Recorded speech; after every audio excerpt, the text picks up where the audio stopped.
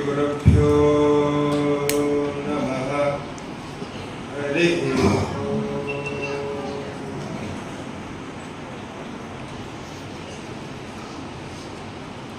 यस्योन्मेषनिमिषाभ्यां जगत्प्रलयोदयः तं शक्तिचक्रधरप्रभवं शङ्करं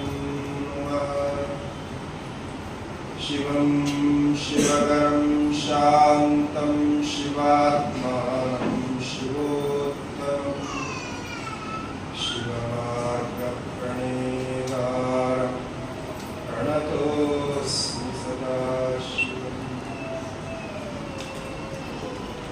स्मृतिस्मृतिपुराणानामालयं करुणालयं नमामि भगवत्पादं शङ्करं लोकशङ्करम्।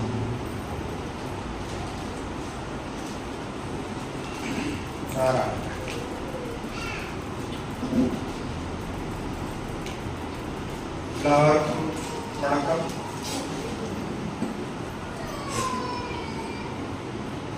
മലയാളത്തിലേ പറയാനേ അറിയുള്ളൂ, கொஞ்சம் கொஞ்சம் தமிழ் தெரியும். அது இந்த மாதிரி பேசுறதுக்கு அதுவும் தெரியாது. அதனால மலையாளத்திலே பாடிட்டு പൂജ്യ സ്വാമിജി, വേദിയിൽ ഉപസ്ഥിതരായിട്ടുള്ള സ്വാമിജിമാര്, എല്ലാ മഹത് വ്യക്തികളും ഈ വിശേഷ ദിനത്തില് ഇവിടെ എത്തിച്ചേർന്നിട്ടുള്ള എല്ലാ വിദ്യാജ്യോതി അധ്യാപകർക്കും ആചാര്യന്മാർക്കും അഭിനന്ദനങ്ങൾ. സ്വാമിജിയായിട്ടുള്ള പരിചയം വളരെ കാലമായിട്ട്, ഒരു 5-6 വർഷമായിട്ട് ഉള്ളതാണ്. ഞാൻ എൻ്റെ കുട്ടിക്കാലത്ത് ഇവിടെ കേരളത്തില് ഉണ്ടായിരിക്കുന്ന സമയത്ത് തിരുവനന്തപുരം പക്കത്തിലായിരുന്നു വീടൊക്കെ ഉണ്ടായിരുന്നത്. വീടുണ്ടായിരുന്നു, ഇപ്പോഴും വീടുണ്ട്. കന്യാകുമാരി അടിക്കടി വരുമായിരുന്നു. മരുത്വാമലയിലെ കന്യാകുമാരിയിലെല്ലാം വരുമായിരുന്നു. അപ്പൊ ഇവിടെയും 2-3 തവണ വെള്ളിമലയിലേക്ക് വന്നിട്ടുണ്ട്. ഒരു 33-34 വർഷം മുന്നേ. അതിലെ സ്വാമിജിയെ 2 വർഷം മലയാളം സ്വാമിജിയെ എനിക്ക് പാർത്തിരിക്കാൻ കോവിലില് അവിടെ വന്ന് ഇരിക്കുക. അങ്ങനെ നമ്മൾ 1-2 പേരുണ്ടാകും. അപ്പൊ അവിടെ വന്ന് ഇങ്ങനെ ഇരിക്കും. രാത്രി കഴിച്ചിട്ട് രാവിലെ പോകും. അങ്ങനെ അപ്പൊ അന്ന് അവിടെ കോവിലില് നിത്യപൂജ അങ്ങനെ ഉണ്ടായിരുന്നു. വല്ലപ്പോഴും ഒരു വെള്ളിക്കിഴമയില്ല എന്ന ഒരു ദിവസം അതിന്റെ പൂജ ചെയ്യുക. അപ്പൊ ഈ സ്ഥലവുമായിട്ട് അങ്ങനെയുള്ള പരിചയമുണ്ട്. പിന്നെ അങ്ങനെ ഇവിടുന്ന് ഹിമാലയത്തിലേക്ക് പോയി. ഒരു 10-30-31 വർഷമായിട്ട് ഹിമാലയത്തിലാണ് ഉള്ളത്. വളരെ സന്തോഷമായിട്ടുള്ള ഒരു കാര്യമാണ്. നമ്മുടെ സനാതന ധർമ്മത്തിന് വേണ്ടി പൂജ്യ സ്വാമിജികള് ഈ ആശ്രമം മുഖേന ചെയ്യുന്ന ഈ അധ്യയനം, നമ്മൾ പണ്ട് പുരാണങ്ങള് കഥകളൊക്കെ പറയുമ്പോ അതിലെ ഋഷികളെയൊക്കെ കുറിച്ച് കേട്ടിട്ടുണ്ട്. വലിയ വലിയ ഋഷിമാര്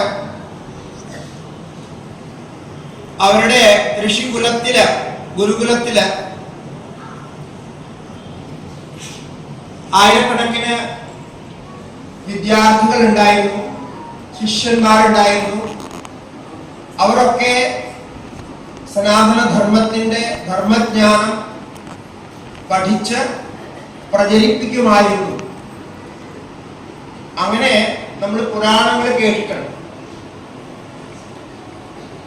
അത്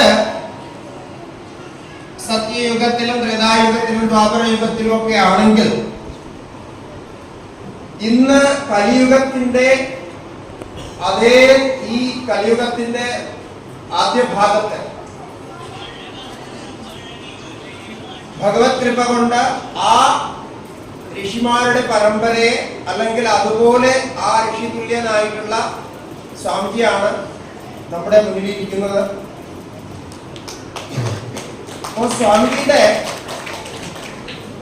പ്രവർത്തനം ശരിക്കും പറഞ്ഞാൽ ഞാൻ അറിയുന്നത് ഈ പറഞ്ഞ 5 വർഷം മുമ്പ് ഇവിടെ കന്യാകുമാരിയില് നമ്മളൊരു പരിപാടി നടത്തിയിരുന്നു. വിവേകാനന്ദ കേന്ദ്രയില് 12 ദിവസത്തെ ഭാഷ്യപാരായണ പരിപാടി. ആ പരിപാടിക്ക് ഇവിടെ വന്നപ്പോഴാണ് സ്വാമിജിയായിട്ട് കൂടുതൽ പരിചയപ്പെടാനും സ്വാമിജിയുടെ പ്രവർത്തനങ്ങളെ കുറിച്ച് മനസ്സിലാക്കാനും കഴിഞ്ഞത്. മുമ്പ് കേട്ടിട്ടുണ്ട് സ്വാമിജിയെ കുറിച്ച്. കാരണം സ്വാമിജിയുടെ ഒരു മുതിർന്ന ഗുരുഭായി ഗംഗാനന്ദ സ്വാമിജികൾ നമ്മുടെ ഉത്തരകാശിയിൽ ഉണ്ടായിരുന്നു. പൂജ്യ മധുരാനന്ദ സ്വാമിജിയുടെ ശിഷ്യനായിട്ടുള്ള സ്വാമിജികാര്. അപ്പൊ അദ്ദേഹം മുഖേന സ്വാമിജിയെ കുറിച്ച് നമ്മൾ കേട്ടിട്ടുണ്ട്. പക്ഷേ കാണുന്നത് അപ്പോഴാണ്. അപ്പൊ അത് ഈ പ്രവർത്തനം മനസ്സിലാക്കിയപ്പോ വാസ്തവത്തില് ഈ മേഖലയ്ക്ക് ഈ ഒരു തമിഴ്നാട്ടിനെ സംബന്ധിച്ചിടത്തോളം സ്വാമിജിയുടെ ജീവിതം അല്ലെങ്കിൽ സ്വാമിജിയുടെ ശിഷ്യന്മാരെല്ലാവരും ചേർന്ന് ചെയ്യുന്ന ഈ പ്രവർത്തനം അത്യദ്ഭുതമാണ്.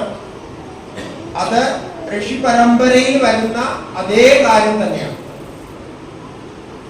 പാണ്ഡിത്യവും വേദജ്ഞാനവും ശാസ്ത്രജ്ഞാനവും ഒക്കെ ആവശ്യമാണ്. അതൊക്കെ ശാസ്ത്രത്തിൽ പറഞ്ഞ കാര്യങ്ങളൊക്കെ മനസ്സിലാക്കാൻ അതൊക്കെ ആവശ്യമാണ്. പക്ഷേ അത് ജീവിതത്തിൽ എങ്ങനെ കൊണ്ടുവരാം, എങ്ങനെ അത് പ്രാക്ടീസ് ആക്കാം, എങ്ങനെ അത് കുട്ടികൾക്ക് പറഞ്ഞു കൊടുക്കാം, അത് കുട്ടികളിലൂടെ നമ്മുടെ ഹിന്ദു ധർമ്മത്തിന് വേണ്ടിയിട്ട്, ഹിന്ദു ധർമ്മത്തിന്റെ പരമ്പരയ്ക്ക് വേണ്ടിയിട്ട്, അതിന്റെ സുരക്ഷിതത്തിന് വേണ്ടിയിട്ട് എങ്ങനെ പ്രയോഗിക്കാം എന്ന് നമ്മുടെ സ്വാമിജിയെ പോലുള്ള മഹാത്മാക്കളിൽ നിന്ന് മനസ്സിലാക്കാം. ഭഗവാൻ ശ്രീരാമകൃഷ്ണന്റെ പരമ്പരയില് വിവേകാനന്ദ സ്വാമിജികൾ വന്നു. വിവേകാനന്ദ സ്വാമിജികള് ലോകത്തിന്റെ മുഴുവൻ ഒരു വേദാന്ത ആചാര്യനായി, ലോകോദ്ധാരകനായി പ്രവർത്തിച്ചു. ഇതൊക്കെ നമുക്കറിയാം. അപ്പൊ ആ പരമ്പരയില് ഇന്നും ഇത്തരം പ്രവർത്തനങ്ങളിലേക്ക് പ്രോത്സാഹനം ചെയ്യുന്ന അല്ലെങ്കിൽ ഇത്തരം പ്രവർത്തനങ്ങളിലേക്ക് പോകുന്ന അനേകം സന്യാസിമാരെ കാണാൻ കഴിയും. അപ്പൊ അത് രാമകൃഷ്ണ മിഷന്റെ നേരിട്ടുള്ള പ്രവർത്തനമായാലും അല്ലെങ്കിൽ അവരുടെ ശിഷ്യ പരമ്പരയിൽ പെടുന്നവരുടെ പ്രവർത്തനമായാലും. അപ്പൊ ഭാരതത്തെ സംബന്ധിച്ചിടത്തോളം സനാതന ധർമ്മത്തിന്റെ, ഹിന്ദു ധർമ്മത്തിന്റെ ഒരു പുനരുദ്ധാരണം അല്ലെങ്കിൽ ഹിന്ദു ധർമ്മത്തിൽ ഇങ്ങനെ ഒരു വ്യവസ്ഥാരൂപമായ ഒരു ഇൻസ്റ്റിറ്റ്യൂഷൻ രീതിയിൽ, ഒരു മിഷൻ രീതിയിലുള്ള പ്രവർത്തനം കൊണ്ടുവന്നത് രാമകൃഷ്ണ മിഷനാണ്, വിവേകാനന്ദ സ്വാമികളാണ്. അല്ലാതെ ഈ കാലഘട്ടത്തെ സംബന്ധിച്ച് നമുക്കൊരു 100-150 വർഷം 200 വർഷം നമ്മൾ എടുത്ത് പറയുമ്പോൾ ഈ അടുത്ത കാലഘട്ടത്തില് അതുപോലെ ഒരു മഹാത്മാവ് ഉണ്ടായില്ല. അതിന് കാരണം എന്താണ്? സ്വാമിജി ആനുകാലികമായ സമയത്തിനനുസരിച്ച് ശാസ്ത്രങ്ങളെ മനസ്സിലാക്കി അത് ആൾക്കാരിലേക്ക് എത്തിക്കാൻ കഴിയുന്ന രീതിയിൽ എത്തിച്ചു എന്നുള്ളതാണ്. അപ്പൊ ആ പരമ്പര അതുപോലെ, ആ പ്രവർത്തനം അതുപോലെ എല്ലാ മേഖലയിലും അവിടെ ജാതിഭേദങ്ങളൊന്നും ഇല്ലാതെ, സ്ഥാനഭേദങ്ങളില്ലാതെ, ഉച്ചനീച ഭാവമില്ലാതെ ആ സമത്വ ഭാവനയിലൂടെ നിങ്ങളെല്ലാവരെയും ശിക്ഷിതരാക്കി, വിദ്യാജ്യോതികളാക്കി, ഗുരുക്കന്മാരാക്കി, ആചാര്യന്മാരാക്കി തീർത്ത് നമ്മുടെ ഹിന്ദു ധർമ്മത്തിന്റെ പ്രചാരം കുട്ടികളിലേക്ക് എത്തിക്കുന്നു. അതിന് എത്ര തന്നെ അനുമോദിച്ചാലും അഭിനന്ദിച്ചാലും മതിയാവില്ല. ഇത് 2 വാക്കുകൾ സ്വാമിജിയെ കുറിച്ച് പറയണം എന്ന് എനിക്ക് വളരെ അതിയായ ആഗ്രഹം ഉണ്ടായിരുന്നു. അപ്പൊ ഇങ്ങനെ ഒരു സന്ദർഭത്തില് എനിക്കിവിടെ എത്താൻ കഴിഞ്ഞു. ഞാനങ്ങനെ എത്തിപ്പെട്ടതാണ് ഇവിടെ. എൻ്റെ ഒരു യാത്രയിൽ ഇവിടെ വന്നു പെട്ടതാണ്. സ്വാമിജിയുടെ പരിപാടി ഇവിടെ ഉണ്ടെന്ന് അറിഞ്ഞു. ഈ പരിപാടി മാത്രമാണ് ഒരു പബ്ലിക് പരിപാടിയായിട്ട് ഈ യാത്രയിൽ ഞാൻ സ്വീകരിച്ചത്. ബാക്കി മറ്റൊരു പരിപാടിയും ഇല്ലാതെ പത്മനാഭസ്വാമി ക്ഷേത്രത്തിലെ മുറജപം കേൾക്കാൻ വേണ്ടി വന്നതാണ്. വേറെ പരിപാടി ഒന്നും ഏറ്റെടുത്തില്ല. സ്വാമിജിയുടെ ഇവിടെ പരിപാടി ഉണ്ടെന്ന് അറിഞ്ഞപ്പോ അത് തീർച്ചയായിട്ടും അതിൽ പങ്കെടുക്കും, സ്വാമിജിയെ ദർശിക്കുമെന്ന് പറഞ്ഞു. അങ്ങനെ നിങ്ങളുടെ എല്ലാവരുടെയും സാന്നിധ്യം, നിങ്ങളുടെ എല്ലാവരുടെയും മുഖങ്ങൾ കാണുമ്പോൾ, ആ പ്രസന്നത കാണുമ്പോൾ വളരെ സന്തോഷം തോന്നുന്നു. ഞാൻ അധികം ദീർഘിക്കാതെ 2-3 കാര്യങ്ങൾ പറയാം. അത്യാവശ്യം നമ്മൾ അറിഞ്ഞിരിക്കേണ്ട, ഇന്നത്തെ നമുക്ക് അറിഞ്ഞിരിക്കേണ്ട കാര്യങ്ങൾ. ആദ്യമായിട്ട് ഉള്ളത് നമുക്കറിയാം, ഹിന്ദു ധർമ്മത്തെ പുനരുദ്ധരിക്കാൻ ഏറ്റവും തടസ്സമായിരിക്കുന്നത് ഭേദമാണ്. അതായത് ഉച്ചനീച ഭാവങ്ങളെന്നും പരസ്പരം ജാതിയിൽ മറ്റും പറഞ്ഞ് ഭേദങ്ങൾ സൃഷ്ടിക്കുക. ഭേദം എന്ന് പറയുമ്പോൾ മനസ്സിലാവുന്നുണ്ടോ? ഭിന്നത.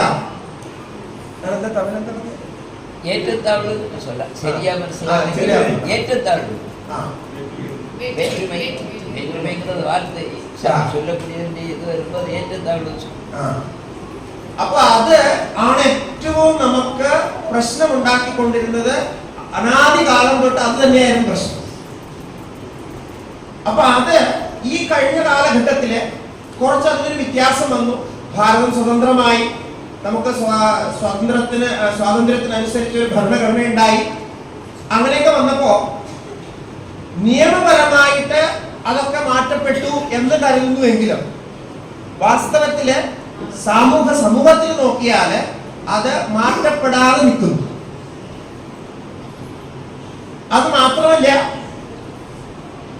അത് മാറ്റാൻ വേണ്ടി ശ്രമിക്കുമ്പോ, അതിനെ ഹിന്ദുക്കളെ ഒന്നിപ്പിക്കാൻ ശ്രമിക്കുമ്പോ, അങ്ങനെ സ്വാമിജിമാരും സാമൂഹ്യ പരിഷ്കർത്താക്കളും നിഷ്കാമമായിട്ട് പ്രവർത്തിച്ച് ശ്രമിക്കുമ്പോ അത് വരാൻ പാടില്ല, അങ്ങനെ ഒരുമിക്കാൻ പാടില്ല എന്ന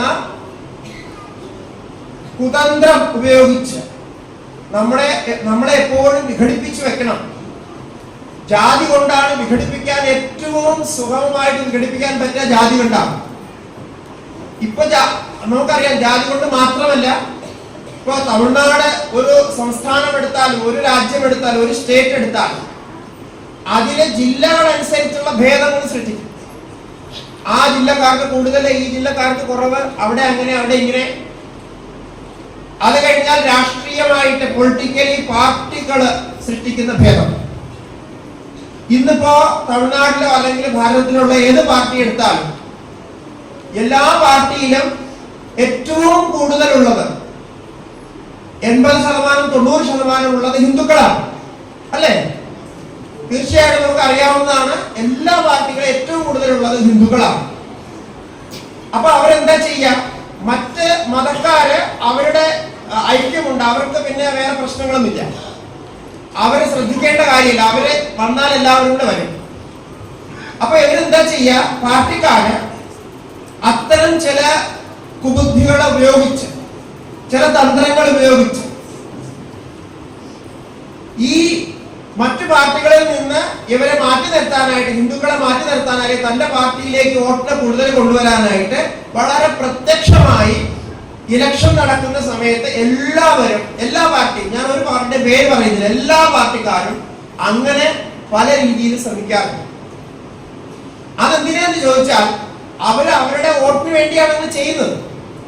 പക്ഷേ അതുണ്ടാക്കുന്ന ഇമ്പാക്റ്റ്, അതുണ്ടാക്കുന്ന ഒരു പ്രതിഫലനം എന്ന് പറയുന്നത് നമ്മുടെ രാജ്യത്തിന്റെ, ഭാരതത്തിന്റെ അല്ലെങ്കിൽ ഹിന്ദു ധർമ്മത്തിന്റെ ഒരു ദോഷമായിട്ടാണ് മാറുക. അതൊരു വിഘടനമായിട്ട് നിൽക്കുക. അപ്പൊ അതിനെ ഒരുമിപ്പിക്കാൻ നമ്മൾ എന്ത് പറഞ്ഞാലും അവിടെ ഒരു കക്ഷി ചേരുന്ന വിചാരം ഉണ്ടാവും, രാഷ്ട്രീയമായിട്ടുള്ള ഒരു വിചാരം ഉണ്ടാവും. അത് നമ്മൾ ശ്രദ്ധിക്കണം, നമ്മളെ കുട്ടികളെ പറഞ്ഞു മനസ്സിലാക്കണം. ഏത് രാഷ്ട്രീയത്തിൽ നമ്മൾ പ്രവർത്തിച്ചാലും, രാഷ്ട്രീയത്തിൽ പ്രവർത്തിക്കുന്നത് അവരവരുടെ ഇഷ്ടം എന്നാണ് പറയുന്നത്. പക്ഷേ രാജ്യത്തെ സ്നേഹിക്കുക, നമ്മുടെ ധർമ്മത്തെ സ്നേഹിക്കുക, നമ്മുടെ ജീവിതത്തിലെ ഉന്നതി ഉണ്ടാകുന്ന ഏത് രാഷ്ട്രീയത്തിലും നമുക്ക് ചേരാം. പക്ഷെ രാഷ്ട്രീയത്തിൽ ചേരുന്നത് വേറെ വിഷയം, ഹിന്ദു ഒന്നായിരിക്കുന്നത് വേറെ വിഷയം. ഹിന്ദു ഒന്നായിരിക്കുന്നതിന് എതിരായിട്ട് വരുന്ന ഒരു രാഷ്ട്രീയത്തെ നമ്മൾ അംഗീകരിക്കരുത്. ഹിന്ദു ഒന്നായിരിക്കുക എന്നുള്ളതാണ് ഏറ്റവും പ്രധാനമായിട്ടുള്ളത്. രാഷ്ട്രീയത്തിന് താൽക്കാലികമായ അസ്തിത്വം മാത്രമേ ഉള്ളൂ. രാഷ്ട്രീയം താൽക്കാലികമാണ്. ഇന്നൊരു പാർട്ടി ഭരിക്കുന്നു, 5 വർഷം ഭരിക്കുന്നു, അടുത്ത് വേറെ പാർട്ടി വരും, പിന്നെ വേറെ പാർട്ടി വരും, ഇത് മാറിക്കൊണ്ടേയിരിക്കും. പക്ഷെ ഹിന്ദു ധർമ്മം ഒരിക്കലും മാറുന്നില്ല. നമ്മുടെ ജീവിതം ഒരിക്കലും മാറുന്നില്ല. അത് സനാതനമാണ്. അത് അനാദികാലം തൊട്ട് ശിവനിൽ നിന്നും വിഷ്ണുവിൽ നിന്നും ബ്രഹ്മാവിൽ നിന്നും തുടങ്ങി വന്ന പരമ്പരയിൽ ജീവിച്ച ഋഷിമാരുടെ പരമ്പരയിൽ ജീവിച്ച ആർഷ മക്കളാണ് നമ്മൾ. അപ്പൊ അവിടെ പാർട്ടിയുടെ ഭേദം നമ്മൾ കരുതരുത്. ഇത് എല്ലാവരും ശ്രദ്ധിക്കണം. നമ്മുടെ കുട്ടികളെ, നമ്മുടെ മക്കളെ പറഞ്ഞു മനസ്സിലാക്കണം. പാർട്ടി ഏതായാലും ഹിന്ദു ധർമ്മ സംബന്ധമായിട്ടുള്ള കാര്യത്തിൽ പാർട്ടിയുടെ ആശയങ്ങൾ കൊണ്ടുവരരുത്. അത് ഹിന്ദു ധർമ്മത്തിൽ പഠിപ്പിക്കുന്ന കാര്യങ്ങൾ, നിങ്ങളിപ്പോ വിദ്യാജ്യോതി അധ്യാപകരാണ്, നിങ്ങൾ പഠിപ്പിക്കുന്ന കാര്യങ്ങൾ അങ്ങനെ തന്നെ അനുസരിക്കണം. സ്വാമിജി എന്താണോ പഠിപ്പിക്കുന്നത്, എന്താണോ നമ്മുടെ ബുക്കിൽ എഴുതിയിരിക്കുന്നത്, അത് അങ്ങനെ തന്നെ വേണം. അവിടെ പാർട്ടിയും ജില്ലയും ഒന്നും ബാധകമല്ല. ഇതിന് നമുക്ക് ഉറപ്പിക്കാൻ, കുട്ടികളുടെ മനസ്സിൽ ഉറപ്പിക്കാൻ കഴിഞ്ഞാൽ ഈ നിങ്ങൾ ചെയ്യുന്ന പ്രവർത്തനം 100 വർഷങ്ങൾക്ക് ഫലം തരുന്നതാണ്. ഇത് ഉറപ്പിക്കണം. കാരണം രാഷ്ട്രീയമാണ് ഇനി വരുന്ന സമയത്ത് ഏറ്റവും കൂടുതൽ ഭേദം സൃഷ്ടിക്കാൻ പോകും. അതിന് മറ്റൊരു കാര്യം നമുക്കറിയാം. നമ്മുടെ ഭാരതത്തെ ഒന്നാക്കി കാണുമ്പോൾ, ഹിന്ദു ധർമ്മത്തെ ഒന്നാക്കി കാണുമ്പോൾ അത് സഹിക്കാൻ കഴിയാത്ത ചില ആൾക്കാരുണ്ട്. ആ ആൾക്കാർ ചെയ്യുന്ന എന്താണ്? അവര് ഭാഷാപരമായിട്ടുള്ള ഭേദം സൃഷ്ടിച്ചു. ഭാഷ വേറെ വേറെ ഭാഷയാണ്. നമ്മുടെ ഭാഷ നമ്മുടേത്, മറ്റൊരു ഭാഷ അവരുടേത്. അതിൽ ഏറ്റവും വലിയ തെറ്റ് പറ്റിയത് സ്വാതന്ത്ര്യത്തിന് ശേഷം സംസ്ഥാനങ്ങൾ ഉണ്ടാക്കിയപ്പോ, സ്റ്റേറ്റുകൾ ഉണ്ടാക്കിയപ്പോ ഭാഷയുടെ അടിസ്ഥാനത്തിൽ സ്റ്റേറ്റുകൾ വിഭാജനം ചെയ്തത് വാസ്തവത്തില് വലിയ ദോഷമായി. അപ്പൊ മറ്റ് പൊളിറ്റിക്സ് ഒന്നും നടക്കാതെ വരുമ്പോ ഇവര് ഭാഷയുടെ കാര്യത്തിലും അതുപോലെ നമ്മുടെ ജന്മപരമായിട്ടുള്ള ജീനൊക്കെ എടുത്തിട്ട് അതിന്റെ കാര്യത്തിലും അങ്ങനെയുള്ള കഥകൾ, കെട്ടുകഥകൾ ഉണ്ടാക്കിയിട്ട് അത് അടിച്ചേൽപ്പിച്ച് നമ്മളെ വിശ്വസിപ്പിച്ച്, ഇന്നത്തെ സോഷ്യൽ മീഡിയയുടെയും മറ്റു സഹായങ്ങളോട് കൂടി നമ്മളെ വിശ്വസിപ്പിച്ച് ചെറുപ്പക്കാരെ, കുട്ടികളെ, മക്കളെ അവരുടെ മനസ്സിനെ അതിനെ വിഘടിപ്പിച്ച് അവർ തമ്മിലെ ഒരുമിപ്പിച്ച് നിർത്താതിരിക്കാനുള്ള എല്ലാ ശ്രമവും നടക്കും. നമ്മുടെ ഭാരതം ഒന്നാണ്. അത് അഖണ്ഡ ഭാരതമാണ്. സ്റ്റേറ്റുകൾ തിരിച്ചിരിക്കുന്നത്, ഭാഷാ അടിസ്ഥാനത്തിൽ തിരിച്ചിരിക്കുന്നത് കേവലം അവിടെ വ്യവസ്ഥ ചെയ്യാൻ വേണ്ടിയിട്ടാണ്, ഭരണം നടത്താൻ വേണ്ടിയിട്ട് മാത്രമാണ്. എല്ലാവരിലും ഭരണകാര്യങ്ങൾ എത്താൻ വേണ്ടി മാത്രമാണ് ഈ വിഭാജനം ഉണ്ടായിരിക്കുന്നത്. ഇപ്പൊ തമിഴ്നാട് എടുത്താൽ തമിഴ്നാട്ടിൽ എത്ര ജില്ലകളുണ്ട്? ആ ഓരോ ജില്ലകളിലും വേറെ അഡ്മിനിസ്ട്രേഷൻ ഉണ്ട്, താലൂക്കുകളുണ്ട്, പഞ്ചായത്തുകളുണ്ട്, വില്ലേജ് ഓഫീസുകളുണ്ട്, ഗ്രാമപഞ്ചായത്തുകളുണ്ട്. അപ്പൊ ഇതെല്ലാം എന്തിനാണ് ചെയ്തിരിക്കുന്നത്? പരസ്പരം ദ്രോഹിക്കാനോ, പരസ്പരം വിദ്വേഷം ചെയ്യാനോ, പരസ്പരം വഴക്കിടാനോ, അടിക്കാനോ അല്ല, ആ പ്രവർത്തനത്തിന് വേണ്ടിയിട്ടാണ്. ഇപ്പൊ ആശ്രമത്തിൽ സ്വാമിജി ചെയ്യുന്ന ഈ പ്രവർത്തനത്തിലും വിഭാഗങ്ങളുണ്ടല്ലോ. ഓരോ ജില്ലയിലെ ഓരോ പ്രമുഖരായിട്ട് ഇപ്പൊ സ്വാമിജി പരിചയപ്പെടുത്തി. അപ്പൊ അവർ ഓരോ പ്രമുഖരാണ്, ഓരോ ജില്ലയുടെ കാര്യങ്ങൾ നോക്കുന്നവരാണ്. അതിന്റെ അർത്ഥം എന്താണ്? ആ ജില്ലയുടെ കാര്യം നോക്കുന്ന വേറെ ജില്ലക്കാരനുമായിട്ട് വിരോധമാണെന്നാണോ? അവര് തമ്മിൽ ശത്രുക്കളാണെന്നാണോ? അല്ലല്ലോ. അത് വ്യവസ്ഥ സ്ഥാപിക്കാൻ വേണ്ടിയിട്ടുള്ളതാണ്. നമ്മുടെ ഭാരതം ഒന്നാണ്. അതിന് കാരണം ഇവിടെയുള്ള സംസ്കാരം ഒന്നാണ്. ഒരു സംസ്കാരത്തിൽ ഒരുപോലെ ജനിച്ച്, ഒരുപോലെ വളർന്ന്, ഒരുപോലെ ജീവിക്കുന്നവരാണ് ഭാരതീയർ. അത് കാശ്മീരിൽ പോയാലും അങ്ങനെയാണ്, ഹിമാലയത്തിൽ പോയാലും അങ്ങനെയാണ്, കന്യാകുമാരിയിൽ വന്നാലും അങ്ങനെയാണ്, മധ്യപ്രദേശിൽ പോയാലും അങ്ങനെയാണ്, അരുണാചലിൽ പോയാലും, ബംഗാളിൽ പോയാലും, എവിടെ പോയാലും അങ്ങനെയാണ്. അതിന് വ്യത്യാസമില്ല. ഇപ്പൊ ഞാൻ ജനിച്ചത് തിരുവനന്തപുരത്ത്, കേരളത്തിലാണ്. പക്ഷെ ഞാൻ ജീവിക്കുന്നത് 10-30 വർഷമായിട്ട് ഹിമാലയത്തിലാണ്. ആർക്കും ഒരു വിരോധമില്ല. അവിടെ ഹിമാലയത്തിലുള്ള ആൾക്കാർ പറയുന്നില്ല ഇയാൾ കേരളത്തിൽ നിന്ന് വന്ന ആളാണ്, ഇയാൾക്ക് എന്തിനാണ് നമ്മൾ ഭിക്ഷ കൊടുക്കുന്നത്, ഇയാൾ എന്തിനാണ് ആശ്രമത്തിൽ താമസിപ്പിക്കുന്നത്, എന്തിനാണ് ഇങ്ങനെ ചെയ്യുന്നതെന്ന് ആരും വിചാരിക്കുന്നു.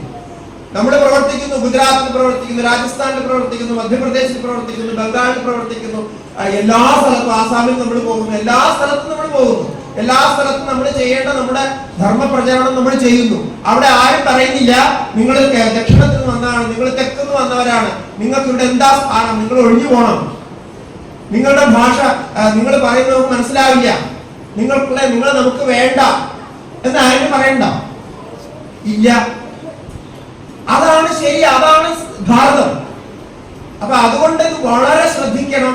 നമ്മളുടെ ഭാരതത്തിലെ ഒരു വ്യക്തി പോലും ഭാരതീയ ചിന്താഗതി, ഭാരതീയ ജീവിതത്തിൽ നിൽക്കുന്ന ഒരു വ്യക്തി പോലും ഭാരതത്തിലെ മറ്റു മക്കളോട് വിരോധഭാവം വയ്ക്കാൻ പാടില്ല. അത് അധർമ്മമാണ്, തെറ്റാണ്. ഒരു കഥ കുറെ കാലമായിട്ട് നടക്കുന്നുണ്ട്, ആര്യന്മാര് ദ്രാവിഡന്മാരെന്നുള്ള കഥ നിങ്ങളെല്ലാം കേട്ടിരിക്കുമല്ലോ. ആര്യന്മാരെല്ലാം അവിടെയുള്ളവരാണ്, വടക്കുള്ളവരാണ്, ദ്രവിഡന്മാരെല്ലാം തെക്കുള്ളവരാണ്. അപ്പോ ആന്ധ്ര, കർണാടക, തമിഴ്നാട്, കേരള ഇതെല്ലാം ചേർത്ത് ദ്രവിഡ ദേശം, അതെല്ലാം അങ്ങോട്ട് പോയിട്ട് ആര്യദേശം എന്നാക്കി. എന്തൊക്കെ കഥയാണ്! ഇതിന് യാതൊരുവിധ അടിസ്ഥാനമില്ല.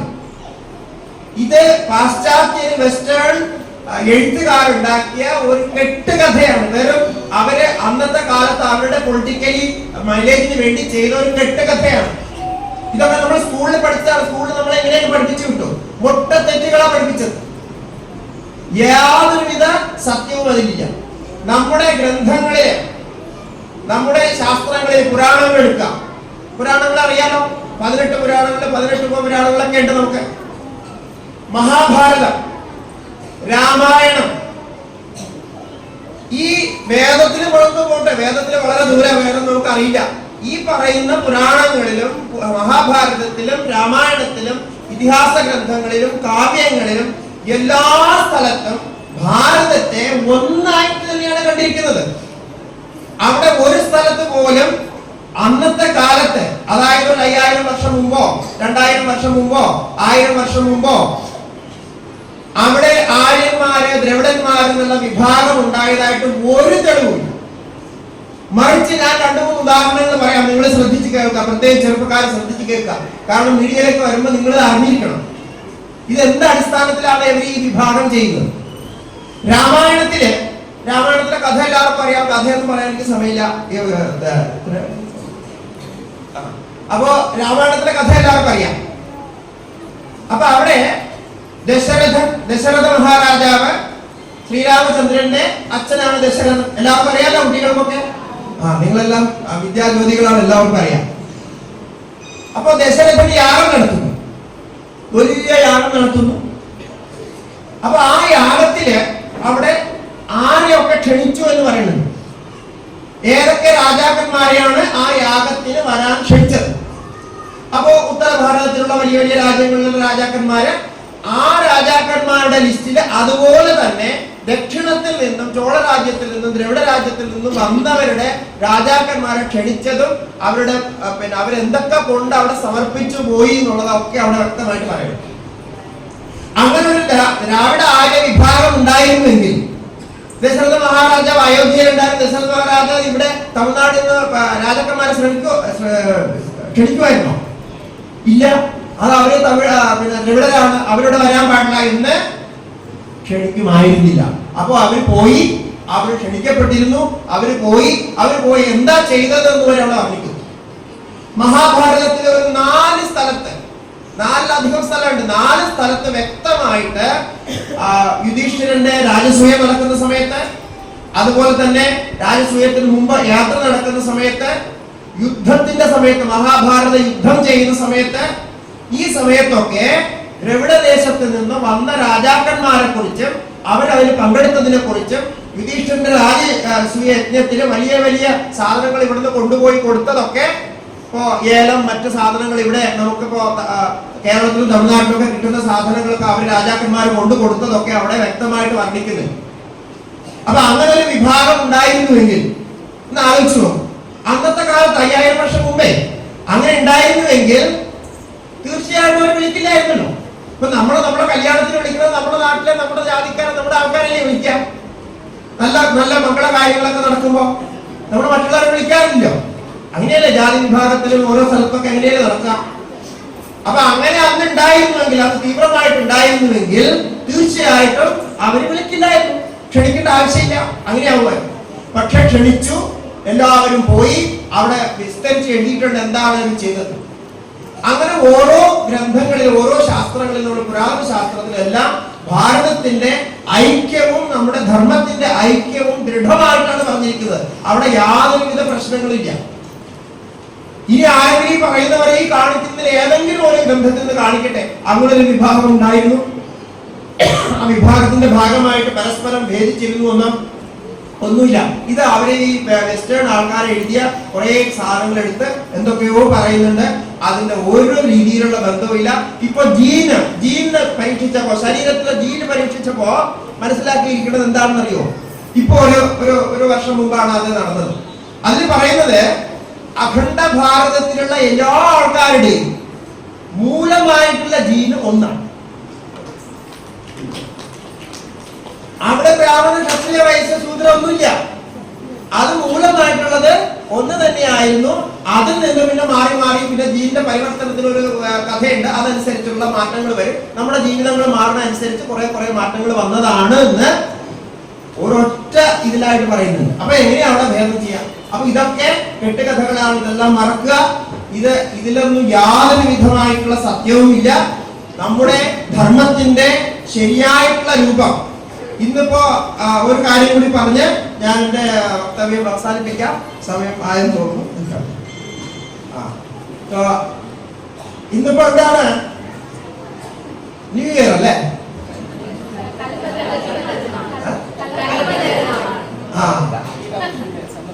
കൽപ്പതൊരു ദിവസം.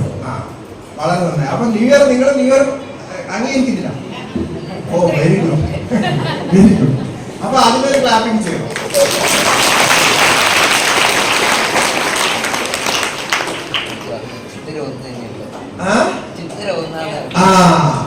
അപ്പൊ അതാണ് നമ്മുടെ ന്യൂ ഇയർ.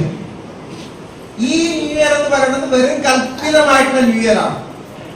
ഈ ന്യൂ ഇയറിന്റെ കാര്യമാണ് ഇപ്പൊ ഞാൻ എല്ലാ സ്ഥലത്തും പറഞ്ഞുകൊണ്ടിരിക്കുന്നത്. ഇന്നലെ അവിടെ കേന്ദ്രയിലും പറഞ്ഞു. അതായത് ഇത് നമ്മളെ പല തട്ടിപ്പുകളും നമ്മളെ പഠിപ്പിച്ചിട്ടുണ്ട്, നമ്മളെ ഭ്രമത്തിലിട്ടിട്ടുണ്ട്. നമ്മൾ കുട്ടിക്കാലം തൊട്ട് നമ്മളിത് പഠിച്ചു വന്നിരുന്നു. എല്ലാവരും ഇതാണ് അംഗീകരിക്കുന്നത്. അപ്പൊ 31 രാത്രി എല്ലാവരും ആഘോഷിക്കുന്നു, മദ്യം കഴിക്കുന്നു, ഡാൻസ് കളിക്കുന്നു, പാർട്ടി ചെയ്യുന്നു. രാത്രി പാരാത്രിയെ നമ്മുടെ ഏതെങ്കിലും ഉത്സവത്തിൽ ഇങ്ങനെ പാരാത്രി മദ്യം കഴിച്ച് ഡാൻസ് ചെയ്യുന്ന ഒരു പരിപാടി ഉണ്ടോ? നമ്മുടെ ഉത്സവങ്ങള്, ന്യൂ ഇയർ, പുതിയ പൊങ്കൽ ഇടുന്നതെല്ലാം പകലാണ്, സൂര്യൻ ഉദിച്ചതിന് ശേഷം. നമ്മൾ ദേവന്മാരെ അംഗീകരിക്കുന്നവരാണ്. സൂര്യദേവൻ ഉദിച്ചു കഴിഞ്ഞാലാണ് നമ്മുടെ ജീവിതം തുടങ്ങുക, പ്രകൃതിയുടെ ജീവിതം തുടങ്ങുക, പ്രകൃതിയിൽ നിന്ന് ശക്തി നമുക്ക് പകർന്നു കിട്ടുക. അതുകൊണ്ട് നമ്മുടെ ന്യൂ ഇയർ എന്ന് പറയുന്നത് പകലാണ്, രാത്രിയല്ല. അവരുടെ ന്യൂ ഇയർ ആണ് രാത്രി 12 മണി. 12 മണിക്ക് രാത്രി എല്ലാവരും കിടന്നുണ്ട്. അത് ആസുരികമാണ്, രാക്ഷസമാണ്. ഈ രാത്രി ആഘോഷിക്കുന്നത്, ഈ ആഘോഷം എന്ന് പറയുന്നത് രാക്ഷസീയമാണ്. അതുകൊണ്ടാണ് അവർ മദ്യം കഴിക്കുന്നതും മാംസം കഴിക്കുന്നതും അല്ലെങ്കിൽ പിന്നെ അഴിഞ്ഞാടുന്നതും ഒക്കെ. കാരണം അതൊക്കെ കാണിക്കുന്നത് മുഴുവൻ രാക്ഷസീയമായിട്ടുള്ള കാര്യങ്ങളല്ലേ. അവിടെ അവരെ വിളക്ക് കത്തിച്ച് പ്രാർത്ഥിക്കുന്നുണ്ടോ? ആരെങ്കിലും രാത്രി 12 മണിക്ക് വിളക്ക് കത്തിച്ച് പ്രാർത്ഥിക്കുന്നുണ്ടോ? ഇല്ലല്ലോ. നമ്മുടെ ന്യൂ ഇയർ നമ്മൾ എന്താ ചെയ്യാ? നമ്മള് പഴുക്കയിടും, പൊങ്കാലയിടും, വിളക്ക് കത്തിക്കും, നല്ല പുതിയ വസ്ത്രങ്ങൾ കൊടുക്കും, അത് നന്നായിട്ട് കുളിച്ച് അമ്പലത്തിൽ പോയി പ്രാർത്ഥിക്കും, അർച്ചന ചെയ്യും, പൂജ ചെയ്യും, സ്തോത്രങ്ങൾ പഠിക്കും. ഇതാണ് നമ്മൾ ന്യൂ ഇയറിന് സാധാരണ ചെയ്യുന്നത് അല്ലേ? ചിത്തിരമാസം 1-ാം തീയതി അല്ലേ? വിഷു ഒന്ന്. നമ്മുടെ മലയാളത്തിലെ വിഷു ഒന്ന് ഏപ്രിൽ 14, മേടമാസം 1-ാം തീയതി. അപ്പൊ ആ ദിവസം നമ്മൾ ഇതെല്ലാം ചെയ്യും. അതുപോലെ ഇപ്പോ തൈമാസത്തിലെ നമ്മള് പൊങ്കൽ, തൈപ്പൊങ്കൽ വരുന്നുണ്ട്. തൈപ്പൊങ്കൽ എന്താണ് ചെയ്യുന്നത്? എന്തെങ്കിലും ഒരു കാര്യങ്ങൾ രാത്രി ചെയ്യുന്നുണ്ടോ? ഇല്ല. അതെല്ലാം പകല് സൂര്യൻ ഉദിച്ച് സൂര്യനെ സാക്ഷി നിർത്തി, ദേവന്മാരെ സാക്ഷി നിർത്തിയാണ് ചെയ്യുന്നത്. അതാണ് നമ്മുടെ സാത്വികത, അതാണ് ഭാരതീയം. അല്ലാതെ രാത്രി ക്ലബിൽ പോകുന്നതും അഴിഞ്ഞാടുന്നതൊന്നും ഭാരതീയമല്ല. അങ്ങനെയാണ് നമ്മുടെ കുട്ടികളുടെ ബുദ്ധിയെല്ലാം ആസുരികമായി പോയത്, രാക്ഷസീയമായി പോയത്. കാരണം എന്താണ്? ഈ രാത്രി ചെയ്യുന്നതൊക്കെ വളരെ ബുദ്ധിമുട്ടുള്ള കാര്യങ്ങൾ, കള്ളന്മാരുടെ പരിപാടിയാണ്.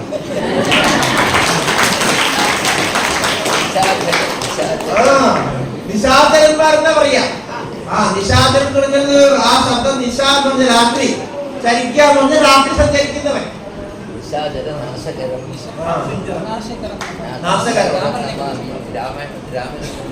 അതെ, നിശാചരൻ നാശകരം നമ.